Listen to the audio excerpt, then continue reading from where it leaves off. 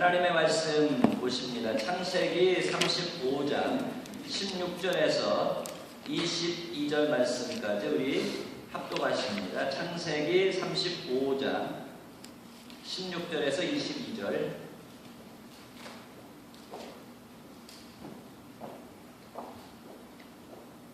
그들이 베델에서 길을 떠나 에브라스에 이르기까지 얼마간 거리를 둔 곳에서 라헬이 해산하게 되어 심히 고생하여 그가 난산할 즈음에 산파가 그에게 이르되 두려워하지 말라. 지금 내가 또 등남하였느니라 하매 그가 죽게 되어 그의 혼이 떠나려 할 때에 아들의 이름을 베논이라 불렀으나 그의 아버지는 그를 베냐민이라 불렀더라. 라헬이 죽음에 에브라 곧 베들레헴에 장사되었고 야곱이 라헬의 묘에 비를 세웠더니 지금까지 라헬의 묘비라 일컫더라. 이스라엘이 다시 길을 떠나 에델 망대를 지나 장막을 쳤더라. 이스라엘이 그 땅에 거주할 때에 르우벤이 가서 그 아버지의 적 비라와 동침하매 이스라엘이 이를 들었더라. 아멘. 오늘 설교 좀 제목이 조금 철학적일 수 있고, 그 다음에 좀 우리가 우리 사람 근본의 기본적인 어떤 그런 질문이면서 문제인데, 이것을 성경은 우리에게 뭐라고 어떻게 말씀을 하시고 있나, 이 출생과 죽음의 의미에 대해서 우리 오늘 본문 말씀을 중심으로 해서 같이 생각해 보고자 합니다. 야곱의 일행이 16절 말씀에 그들이 그렇게 말씀하고 있는데, 야곱의 모든 가족들이 이제 하나님의 그 베델로 올라가라 라는 그 말씀을 듣고 이제 베델에 올라가서 회개를 하게 되어지죠. 하나님의 말씀에 그동안 불순종하면서 자기 뜻대로 살았던, 세상적으로 살았던 그 모든 것들을 회개하면서 하나님 앞에 제사를 드리게 되어집니다. 예배를 드리게 되어집니다. 그러면서 다시 이제 하나님 말씀에 순종하면서 하나님의 사람들로서 하나님께 영광 돌리는 삶을 살겠습니다 라는 헌신과 결단을 함으로써 하나님과 영적인 관계를 회복하게 되어집니다. 그리고 나서 이제 베델을 떠나서 오늘 본문에 보는 것처럼 이 에브라, 다시 말하면 베들레헴입니다. 베들레헴 길을 가고 있는데, 아마 그 전에 이 라헬이 임신을 해가지고 이제 해산할 기한이 거의 가까웠던 때였던 것입니다. 그래서 이제 가는 도중에 이 라헬이 해산의 진통이 막 심하여서 이제 잠깐 멈추게 되었을 것입니다. 그때 이제 이 라헬이 산파에 의해서 아이를 낳는데 너무너무 힘들게 낳는 것입니다. 예전에는 정말 애 낳다가 돌아가시는 분들이 많았다고 그러잖아요. 그런 것처럼 이 라헬이, 그것도 야곱이 가장 사랑하는 그 아내가 아이를 낳다가 지금 이 해산의 고통 가운데 죽음에 임박하게 되어진 것입니다. 그런데 이제 이 산파가 이 라헬에게 힘을, 위로를 주기 위해서 아들입니다. 한 번만 더 힘 주십시오. 그러면서 이제 이 라헬을 격려를 합니다. 그래서 이제 아들을 낳았어요. 아들을 낳았는데 얼마나 진액을 빼서 이 아들을 낳았는지, 정말 이제 자기의 생명을 이 아들에게 주고 자기는 떠날 것 같은 그런 찰나입니다. 그러면서 정말 얼마나 진땀과 눈물을 흘리면서 이 아들을 낳았겠어요? 이렇게 해서 생명은 이 땅에 나오게 되어지는 것입니다. 그야말로 해산의 고통을 통해서 우리 모두가 다 이 땅에 나왔는데, 이 해산의 고통이라는 것은 어떤 면에서 지금 의술이 발달돼서 이제 여러 가지 방법으로 해산이 되어집니다만, 이 당시만 해도 해산하는 과정 속에서 아이가 죽을 수도 있고 아이를 낳다가 어머니가 죽을 수도 있는 그런 시대였던 것입니다. 이렇게 한 생명이 이 땅에 나오기까지는 한 생명의 엄청난 희생과 때로는 죽음을 통해서 한 생명이 이 땅에 나오게 되어진다는 사실입니다. 그래서 이제 이 라헬이 아들을 낳고 얼마 자기의 삶이 남아있지 않다라는 생각 속에서 이 낳은 아들을 이름하기를 베논이라 이렇게 이름을 지었습니다. 베논이란 슬픔의 아들이다 라는 뜻입니다. 정말 한 생명을 이 땅에 이렇게 잉태해서 한 생명을 이 땅에 심어 놓는다는 것이 이렇게 고통스럽구나 하는 그 안타까움 속에서 아마도 이 라헬은 자기가 낳은 아들의 이름을 베논이라 이렇게 불렀을 것입니다. 저와 여러분이 정말 어머니의 엄청난 희생 가운데 이 땅에 다 한 생명으로 나왔다는 사실이죠. 그런데 이제 나중에 베논이라 이렇게 이름을 지었던 이 라헬의 아들을 베냐민 이렇게 이름을 야곱이 붙여 부릅니다. 베냐민이라는 오른손의 아들이다. 다시 말하면 이 오른손은 능력을 상징하죠.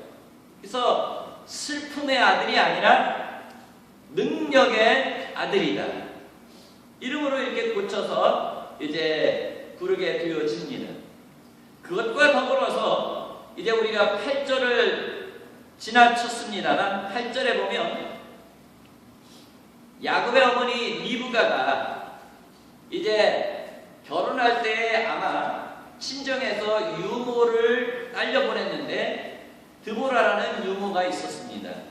그러니까 아마도 이 리브가의 유모는 아마 이 야곱 에서를 낳아서 한 가정 속에서 키우고 하는 그런 일이 있었을 것입니다. 그러니까 아마도 이 야곱에게 이 드보라는 어머니 대신이었을 거예요.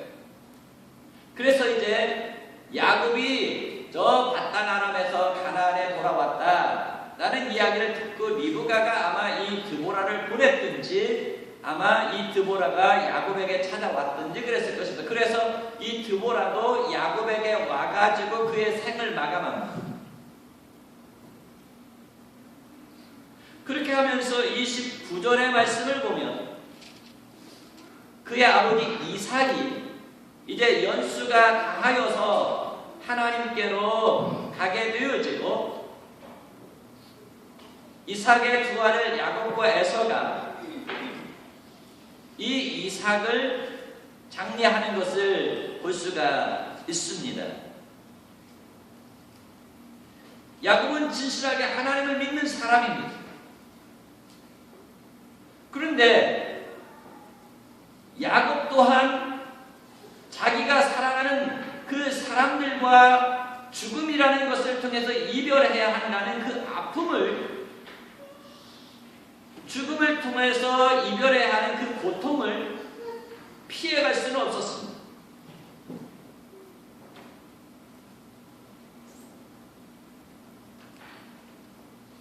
그러나 하나님은 이 예수 믿는 이 야곱, 예수 믿는 저와 여러분에게 죽음이라는 이 슬프고 고통스러운 자기 사랑하는 사람과 이별해야 하는 어떤 사별해야 하는 이 죽음이라는 것을 예수 그리스도 안에서 복되게 바꿔 놓으셨다. 이렇게 말씀을 하고 있습니다.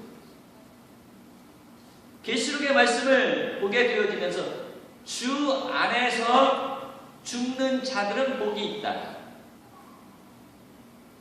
다시 말하면 이 세상 사람들이 생각하는 이 죽음의 의미, 죽음의 그 결과를 하나님께서 예수 그리스도 안에서 예수 믿는 자들에게는 이 죽음, 이것을 피해갈 수는 없지만 이 죽음의 의미를 바꾸어 놓았다는 사실, 죽음의 결과를 바꾸어 놓았다는 사실로서 계시록 14장에서 우리에게 말씀하시기를 주 안에서 죽는 자들은 복되도다. 그렇게 말씀을 하고 있습니다.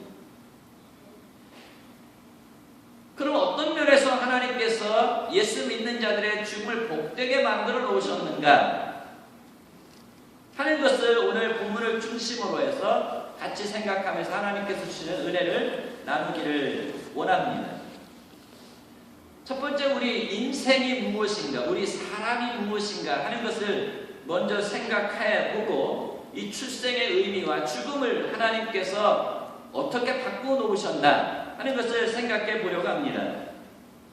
우리 모든 사람은 앞에서 말씀드린 것처럼 어머니의 엄청난 고통과 희생 가운데 출생이라는 과정을 통해서 이 세상에 나오게 되어지고 이 세상에 있는 모든 것들과 이 세상에 있는 자기를 중심한 모든 사람들과 관계를 가지면서 살아가게 되어집니다. 서로서로 믿고 사랑하고 의지하고 돌보고 대화하고 같이 놀고 기뻐하고 행복해하면서 삶이 시작이 되어집니다. 그런데 때로 반대로 시기하고 질투하고 미워하고 아파하고 울고 고통스러워하면서 사는 것이 우리의 삶입니다. 우리 인생입니다. 그러다가 이 죽음이라는 것이 갑자기 나와 관계한 어떤 사람이 죽음으로 말미암아 강제적으로 나와 그 사람과의 관계를 어떻게 해요? 끊어놓는 것이 바로 우리의 삶이라는 것입니다. 그러면서 죽은 사람은 산 사람들의 마음속에 죽은 자와 같이 했던 모든 앞에서 말한 그 희노애락을 가슴에 남겨놓고 먼저 우리 곁을 떠나게 되어지는 것입니다. 그러면서 이제 우리와 함께했던 먼저 앞서 죽은 자는 어디로 들어가게 되어지냐면 장사를 통해서 화장되거나 땅에 묻히는 것이 우리 인생이라는, 우리 삶이라는 것입니다. 근데 이것이 이렇게 살다가 땅에 묻히는 이것이 우리의 인생의 전부인가? 성경은 그렇지 않다라고 분명히 우리에게 말씀을 하시고 있습니다. 히브리서 9장 27절의 말씀을 통해서 한 번 죽는 것은 사람에게 정해진 것이요 그 후에는 심판이 있으리니라고 말씀을 하십니다. 하나님께서 우리 죽음 이후에 무엇이 있다라고 말씀하시자면 심판이 있을 것이다.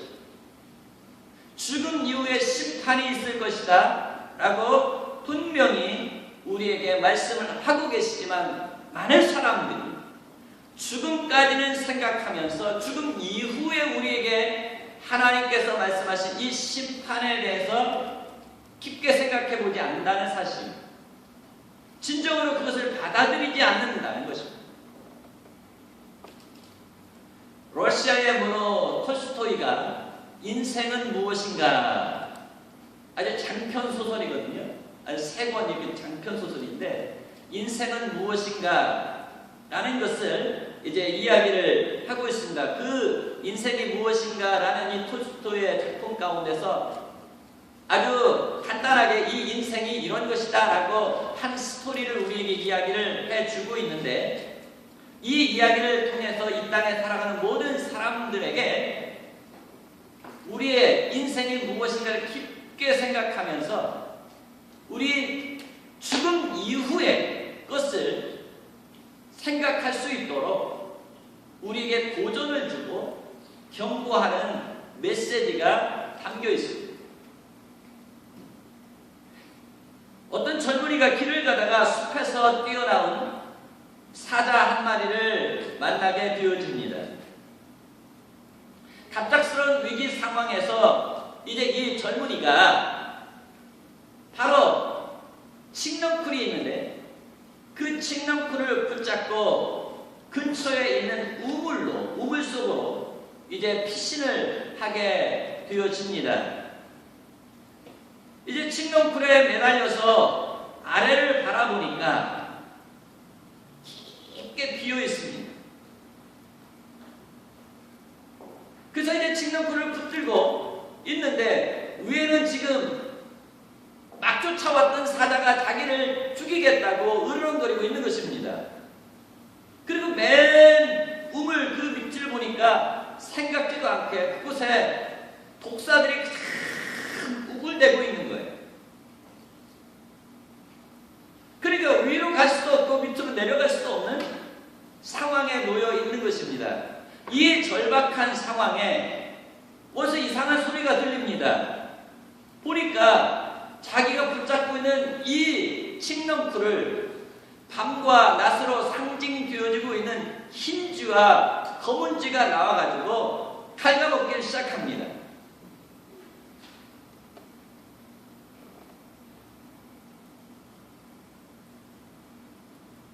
그러니까 이제 붙잡고 있는 이 넝쿨마저도 언제 어느 순간에 끊어져가지고 이 젊은이가 우물 밑에 독사들이 우글거리고 있는 그것으로 빠져들지 모르는 그런 절체절명의 상황에 놓여 있었던 것입니다. 근데 갑자기 이 젊은이가 칡넝쿨을 바라보고 하늘을 이렇게 바라보니까 자기 위에 샘을 중심으로 해서 나뭇가지가 하나 이렇게 크게 있는데 그 나뭇가지 위에 무엇이냐면 꿀벌통이 걸려있는 거예요. 꿀벌집이 달려있는 거예요. 그 꿀벌집에서 무엇이 떨어지냐면 꿀이 넘쳐가지고 꿀이 똑 떨어지는 것입니다. 그때 이 젊은이가 칡넝쿨에 매달려가지고 위에는 뭐가 있어요? 사자가 있고 밑에는 독사가 으르렁거리고 있고 그 다음에 칡넝쿨은 누가 지금 갉아먹고 있어요? 흰쥐와 검은쥐가 갉아먹고 있는데 글쎄 죽으라는 법은 없다고 그 나뭇가지에서 지금 뭐가 떨어져요? 꿀벌 집에서 한 꿀이 한 방울 한 방울 떨어지는 것입니다. 그래가지고 그것을 붙잡고 이 젊은이가 입을 벌려서 혀를 내밀어서 떨어지는 그 꿀을 받아먹는데 얼마나 이 꿀이 단지. 그래서 이제 자기가 지금 절체절명의 위기 가운데 있다라는 이 순간 이 위기를 잃어버리면서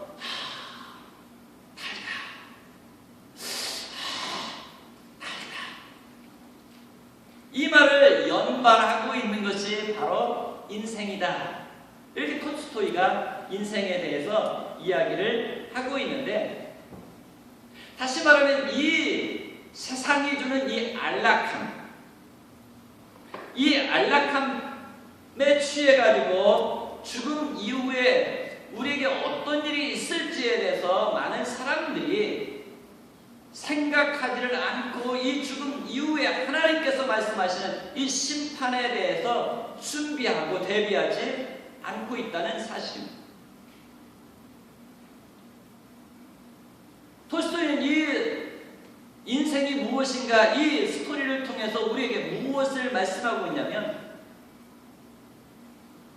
이 세상이 주는 이 안락함도 중요하지만 우리 인생이라는 것이 결국 출생을 통해서 죽음을 향해서 가는 과정 속에 놓여 있어서 죽음 이후에 무엇인가 있다면 죽음 이후에 무엇이 우리에게 다가올지에 대해서 미리 알고 그것에 대해서 대비하고 그래서 그것을 우리가 기쁨으로 맞이할 수 있는 지혜로운 사람들이 되라 라는 의미에서 지금 이 이야기를 하고 있는 것입니다.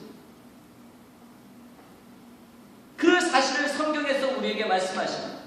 죽음 이후에 반드시 심판이 있는데 사망과 죽음, 권세를 정복하신 예수 그리스도 안에서 이 죽음을 맞이하고 죽음 이후에 있을 이 심판에 대하여서 준비해야 된다 라고 성경은 우리에게 분명히 말씀하고 있다는 사실입니다. 저와 여러분 어떻습니까? 죽음이 있다는 것을 인정하십니까? 우리에게 죽음이 있다는 것을 여러분 인정하십니까?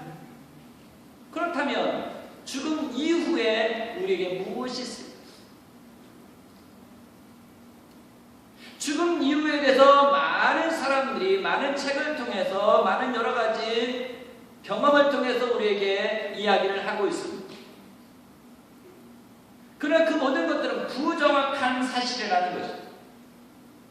성경만이 우리에게 정확하게 죽음 이후에 우리에게 무엇이 있을까, 죽음 이후에 우리의 인생이 어떻게 되어질까를 정확하게 말씀을 해주시고 있고 이 심판을 우리가 어떻게 피해갈 수 있는지 심판을 어떻게 복되게 바꿀 수 있는지를 우리에게 말씀하고 있습니다. 다시 한번 이제 이 출생에 대해서 생각하고 죽음에 대해서 우리 결론적으로 생각해 보고자 합니다. 야곱의 부인 이 라헬이 해산의 고통을 통해서 아들을 낳았습니다. 앞에서 말씀드린 것처럼 그 아들의 이름은 베노니, 슬픔의 아들이었습니다. 그는 태어날 때 이렇게 어떤 면에서는 어머니의 생명을 짊어지고 다른 생명으로 나온 슬픔의 아들이에요. 그런데 야곱에게 이 베노니는 베노니가 아니라 베냐민이었던 것입니다. 자기가 사랑하는 그 여인은 죽음이라는 것을 통해서 이별을 했지만 그 여인이 남겨놓은 새로운 생명의 아들 이 베노니를 통해서 베냐민으로 야곱이 이 죽음의 모든 슬픔을 이겨나갈 수 있었기 때문에 베노니가 아니라 이 새로운 생명은 베냐민이었던 것입니다. 출생이라는 것은 바로 이 땅에서 새로운 한 생명의 시작입니다. 우리가 이 세상에서 태어나지 않으면 어떻습니까? 존재할 수 없는 것입니다. 이 세상에 태어났기 때문에 어머니를 통해서 이 땅에 태어났기 때문에 우리 존재하는 것입니다. 그런 것처럼 이제 심판 이후에 우리에게 성경은 분명히 영생이 있다고 말씀하시는데 이 영생을 위해서도 출생을 해야 된다는 사실입니다. 새롭게 출생을 해야 된다는 것을 우리에게 말씀을 하고 있습니다. 그래서 육체적인 출생도 신비한 것이고 단 한 번밖에 없는 경험인 것처럼 영적인 출생도 역시 신비한 과정을 통해서 출생하게 되어지고 단 한 번 이루어지는 것이 영적인 출생이라는 것입니다. 우리의 이 육체적인 출생을 통해서 하나님은 우리에게 무엇을 말씀하시고자 하냐면 육체적인 출생이 있는 것처럼 영적인 출생이 있다는 것을 우리에게 말씀하시고 있다는 사실이에요. 육체적인 출생이 한 어머니의 큰 고통 속에서 이루어지는 것처럼 영적인 출생도 예수 그리스도의 십자가의 희생을 통해서 우리에게 출생이 이루어진다는 것을 말씀하시고 있습니다. 이 영적인 출생은 새 생명이 잉태되어지게 되어지는데, 이 영적인 출생은 성령의 역사하신 가운데서만 이루어지게 되어집니다. 성령의 역사하신 가운데 우리의 죄에 대한 예수 그리스도의 십자가에서 대속의 은혜로 말미암아 영적인 출생이 이루어진다는 것입니다. 이 영적인 출생이라는 것은 어떤 과정 속에서 이루어지게 되어지냐면, 우리가 예수 그리스도가 나의 주, 나의 하나님, 십자가에서 나를 대신하여 못 박혀 죽으심으로 말미암아 나의 모든 죄가 다 사하여진 것을 믿는 순간에 우리가 예수 그리스도의 죽음을 통해서, 예수 그리스도의 십자가의 죽음을 통해서 우리는 영적인 다른 생명으로 옮겨간다는 사실입니다. 이런 과정을 통해서 우리가 영적으로 출생을 하게 되어지는 것입니다. 다시 말하면 육체적인 생명도 하나님께서 허락하시지 아니하시면 이 땅에 우리는 존재할 수 없습니다. 그런 것처럼 영적인 새 생명도 역시 성령의 역사하심으로 하나님의 허락하신 가운데 영적인 새 생명이 출생을 하게 되어지는데, 많은 사람들이 이 생명은 이 땅에서 살기 위한 것이다, 현세적인 것이고 지상적인 것이다, 그렇게 생각을 하고 살아갑니다. 그래서 이 세상 떠나게 되어지면 모든 것이 다 끝나는 것처럼 생각하면서 우리에게 맡겨주신 이 생명의 삶을 살아가고 있다는 것입니다. 그래서 이 구약에서도 보면 이 생명의 축복이라는 것이 장수하는 것이다, 이 땅에서 오래 사는 것이다, 그렇게 많이들 생각을 했습니다. 근데 어떻습니까? 우리 장로님도 93세가 되셨는데, 오늘 오다가 우리 이 권사님하고 이제 권사님이 케어하시는 이제 다른 분 이야기를 하면서, 과연 우리가 이 땅에서 앞으로는 한 120살까지 살게 되어질 터인데, 정말 저도 지금 앞으로 만약에 그때까지 간다고 그러면 이 5, 60년을 앞으로 어떻게 살아야 될까 이 걱정이에요. 근데 우리 위장로님만 같으면 120세까지 가도 모든 사람이 다 좋을 것 같습니다. 그런데 우리가 80세, 90세가 되면 어때요? 우리 다 기력 다 떨어지고요. 목소리조차도 안 나오시는 분도 있고, 그야말로 다른 사람의 도움이 없이는 이 땅에서 우리의 삶을 유지하기가 너무나 힘든 그런 모습으로 우리가 바뀐다는 사실이죠. 그런데 그런 모습으로 오래 사는 것이 과연 성경이 우리에게 말하는, 우리가 생각하고 있는 진정한 복일까? 성경은 우리에게 새 생명과 영적인 출생, 새 생명과 더불어서 이제 우리에게 복에 대해서 이야기를 하시고 있는데, 하나님께서 베푸시는 진정한 축복은 이 땅에서 이 육신을 가지고 장수하는 것이 성경에서 말하는 복이 아니라, 하나님께서 주신 그 새 생명으로 인해서 하나님께서 그 새 생명을 통해서 이제 나라를 건설하시는데, 그 새 생명을 위해서 나라를 건설하는데 그 나라에 들어가서 영생하는 것이 하나님께서 성경을 통해서 우리에게 말씀하시는 진정한 복이다, 이렇게 말씀을 하시고 있다는 것입니다.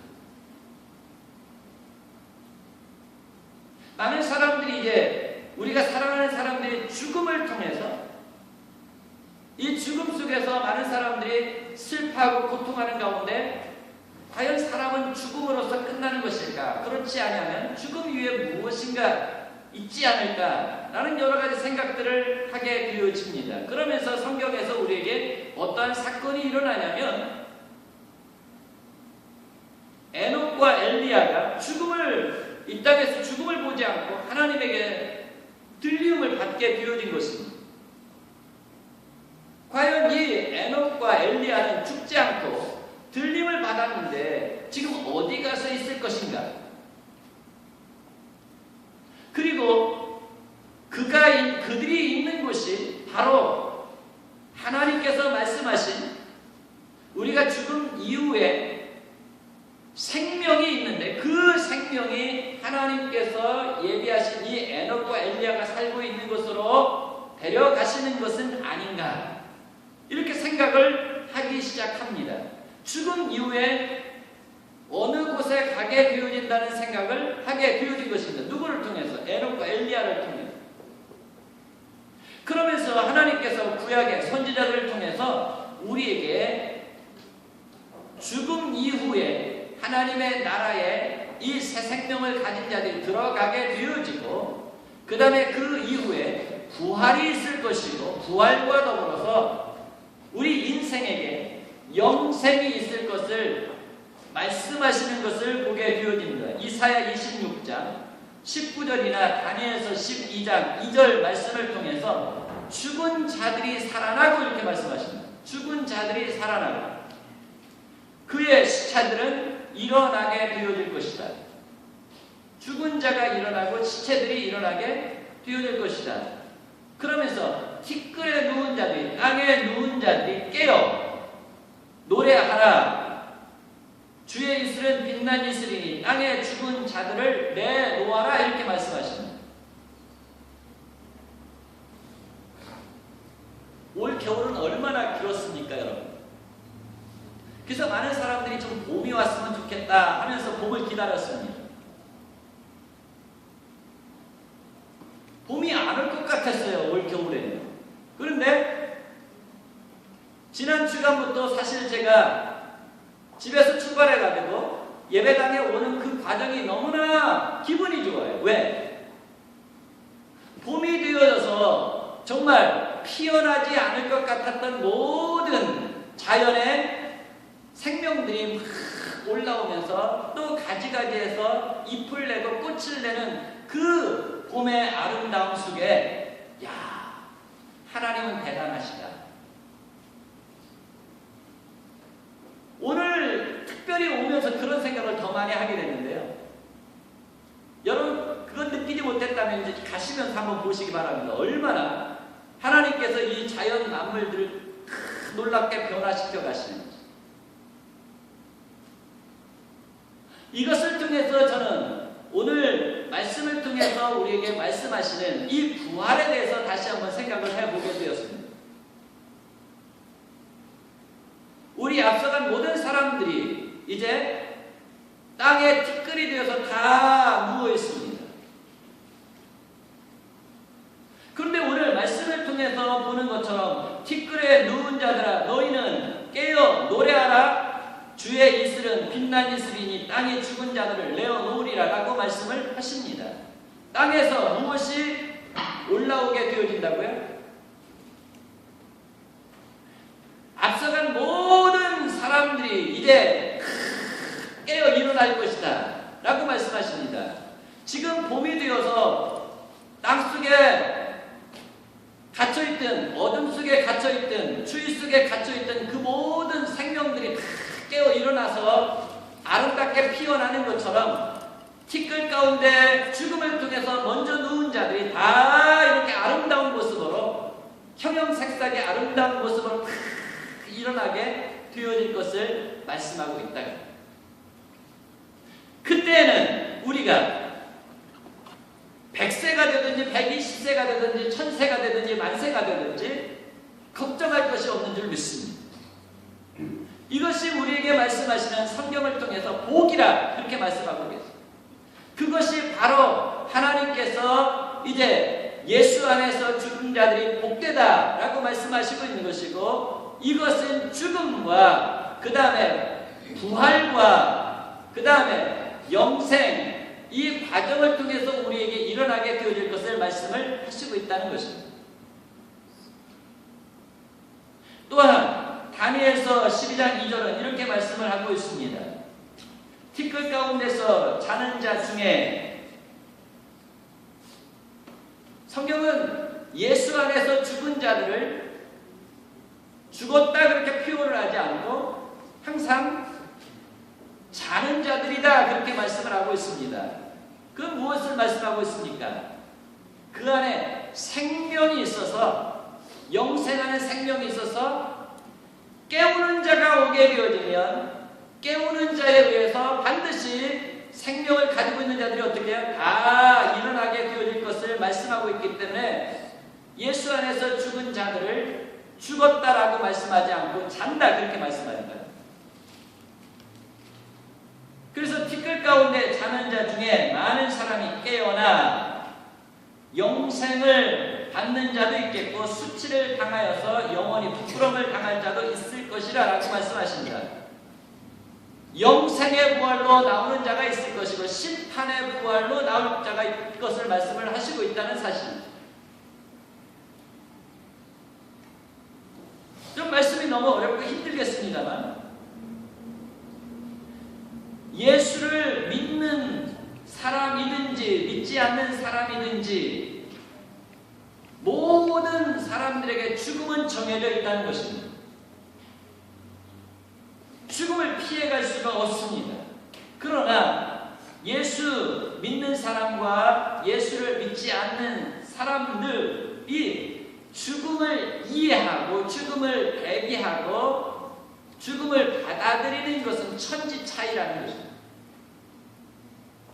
예수 안에서 죽는 자들은 이 죽음이라는 것이 무엇이죠?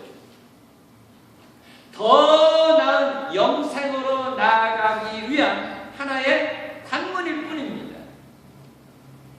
더 나은 영생, 그곳에는 눈물도 근심도 슬픔도 아픔도 없는 그 영원한 하나님의 나라에 들어가기 위한 관문이라고 합니다. 그래서 지금 이제 이 야곱이 낳은 그 아들, 라헬이 낳은 그 아들의 이름을, 라헬은 베논이라 그랬지만 야곱이 그 아들의 이름을 뭐라 불렀어요? 베냐민이다. 능력의 아들이라고 합니다. 능력의 아들. 바로 그런 것입니다. 이제 우리가 예수 그리스도와 더불어서 이 땅에 살아가게 되어지면 죽음이라는 것이 있지만 이 죽음이라는 것이 예수 그리스도 안에서 무엇으로 바뀝니까?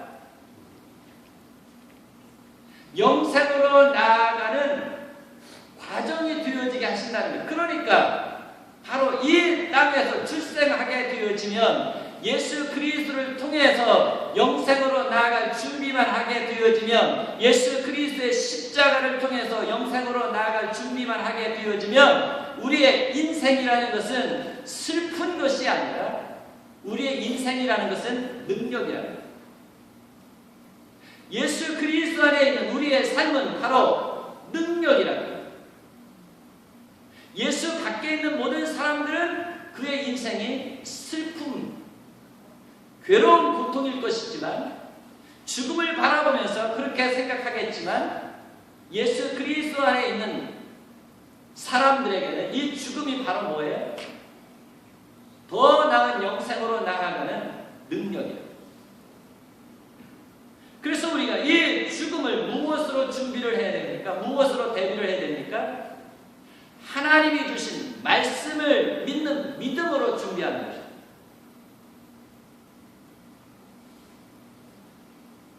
데살로니가전서 4장 14절부터 17절에 그렇게 말씀하십니다. 우리가 이제 반드시 반드시 알아야 될 것을 말씀을 하시고 있는데, 예수 안에서 자는 자들도, 예수 안에서 자는 자들, 앞서간 자들이죠.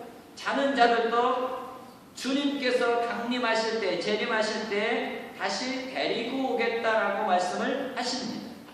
그때에 천사장이 이제 호령합니다. 주님께서 재림하십니다 라고 호령하십니다. 그 외침과 더불어서 이제 또 다른 천사가 무엇을 부르겠습니까? 주님이 지금 이제 이 땅에 재림하신다는 사실을 모든 사람으로 듣도록 큰 나팔로 알린다, 그렇게 말씀하고 있습니다. 그러면서 이제 죽은 자들이, 잠자는 자들이 어때요? 땅에서 일어나서 어떻게 해요? 주님을 맞이할 신령한 몸, 영생의 몸을 입을 것을 말씀을 하십니다. 그러면서 이제 이 땅에 남아있던 우리 모두도 죽은 자가 입은 그 신령한 그 몸을 호련히 입습니다. 호련히 눈 깜빡할 사이에 우리의 몸이 바뀌는 것입니다. 무슨 몸으로? 영생할 신령한 몸으로 바뀌게 되어진다. 왜 이런 일들이 일어나죠? 왜 이런 일들이 일어난다고 성경 말씀하시죠? 맨 마지막에 보니까 우리가 항상 주와 함께 있게 하기 위해서, 따라합시다.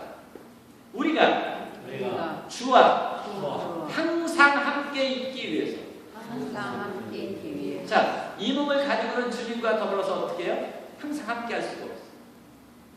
그런데 지금 성경에서 말하는 새 생명인 영적인 출생과 더불어서 우리가 신령한 몸을 입게 되어지면 그 몸을 입고 주님과 더불어서 자나깨나 항상 연애하는 사람들이 같이 붙어 다니는 것처럼 주님과 더불어서 영원히 같이 있게 하기 위해서 이런 과정들이 있어야 될 것을 말씀하고 있다는 것입니다. 사실 제가 아무리 여러분들에게 말씀을 드려도 그때가 되기까지는 여러분들이 마음으로, 몸으로 느껴지지 않을 수가 있습니다. 여러분에게 부활이 있는 것을 믿으십니까?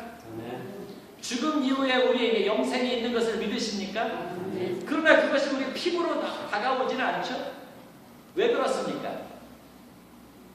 이 부활이라는 것이, 영생이라는 것이 분명히 있는데 사실 우리가 살고 있는 이 자연을 통해서, 자연 과학을 통해서 증명할 수 없기 때문에 그래요. 부활이라는, 영생이라는 것이 분명히 있는데 이것은 초자연적입니다. 그래서 이것은 자연 과학으로 증명되는 것이 아니라 우리의 믿음으로 증명되는 거예요. 믿음으로 확인되는 거예요.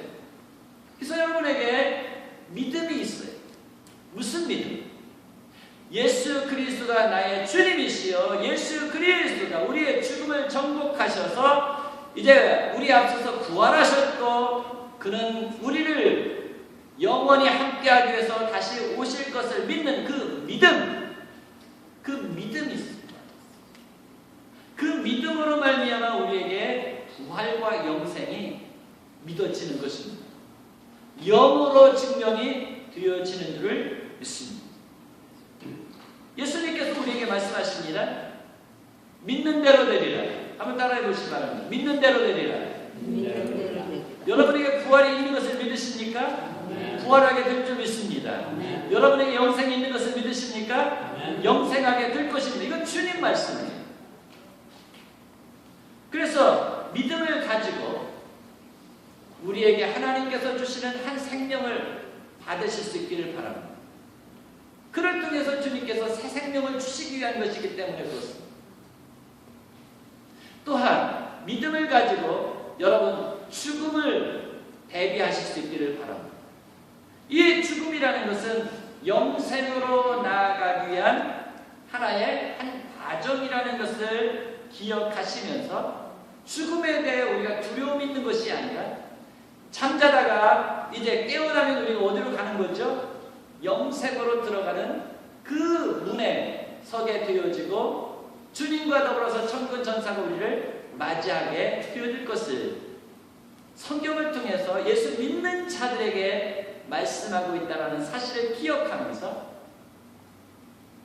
우리의 삶을 정말 예수님 붙들고 우리 앞서가신 예수님을 바라보면서 우리 앞에 펼쳐질 모든 일들을 주님과 더불어서 나아가는 저와 여러분 될 수 있기를 주님의 이름으로 축원합니다. 이제 자리에서 일어나셔서 635장